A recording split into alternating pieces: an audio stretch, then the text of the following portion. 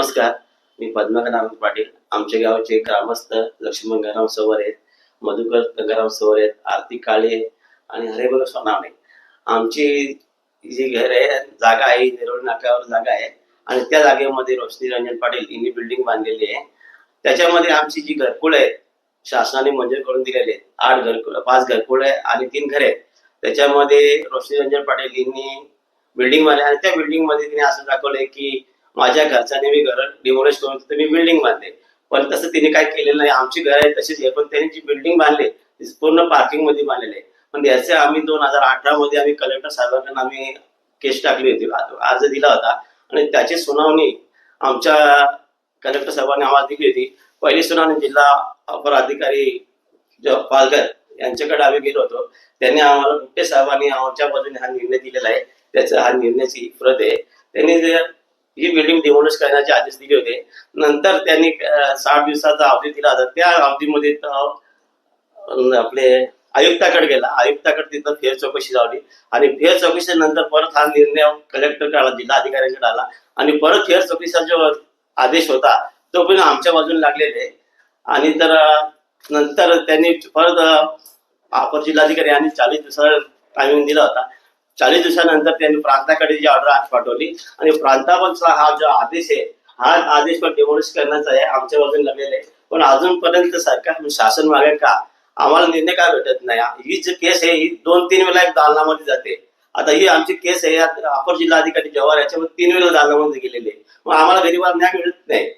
मिळाला पाहिजे ना. सगळे पुरावे आमच्या बाजूने असताना आम्हाला न्याय मिळत नाही. आणि हा आम्ही आता जो कलेक्टर साहेबांना अर्ज केला, जिल्हाधिकारी अपर जिल्हाधिकारी आपले पालघर जिल्हाधिकारी यांच्याकडे मी अर्ज दिला होता. हा अर्ज 28/4/2026 दिलेले. आम्ही त्यांना निवेदन दिले होते काही बिल्डिंग डिमोलिश करण्यात यावी असं आम्ही निवेदन दिलं होतं. पण अजून परत काय 4 महिने झाले, अजून परत काय काही मॅडमने याची काही दखल घेतली नाही. तर आम्हाला मॅडम एवढीच विनंती आहे काही याचे अर्जाची पाहणी करून आम्हाला सगळे आधी ऑर्डर चेक करून ही बिल्डिंग डिमोलिश करावी एवढीच विनंती आहे. नमस्कार. माझं नाव मधुकर गंगाराम सवर. मी नेहरुली या गावचा मूळ रहिवासी असून आमची नेहरुल नाक्यावर विजय रघुनाथ विजय कॉम्प्लेक्स अशी एक बिल्डिंग आहे आणि त्या बिल्डिंगच्या पाठीमागे आमची घरकुल आहेत, सरकारने दिलेली घरकुल आहेत, आदिवासी विकास प्रकल्प आणि इंदिरा आवास योजना. तर तिथे एक बिल्डिंग बांधलेली आहे आणि ती बिल्डिंग पूर्णतः आमच्या घरांवर दाखवलेली आहे आणि घरांवर दाखवलेले असून ती पार्किंगच्या जागेत बांधलेली आहे. कधी बांधली? 13ला ही बिल्डिंग बांधण्यात आलेली आहे. आम्ही तिथे एकूण 8 लोक घर आहेत. नमस्कार, मी आरती काळे. ही बिल्डिंग जी आहे ना ती पूर्ण अनधिकृत आहे आणि ती बांधण्यात यावी ही आमची मागणी आहे सर्वांची. नमस्कार, माझे नाव लक्ष्मण गंगाराम सवर, मुक्काम पोस्ट नेहरुली नाक्यावर आमची घरं आहेत.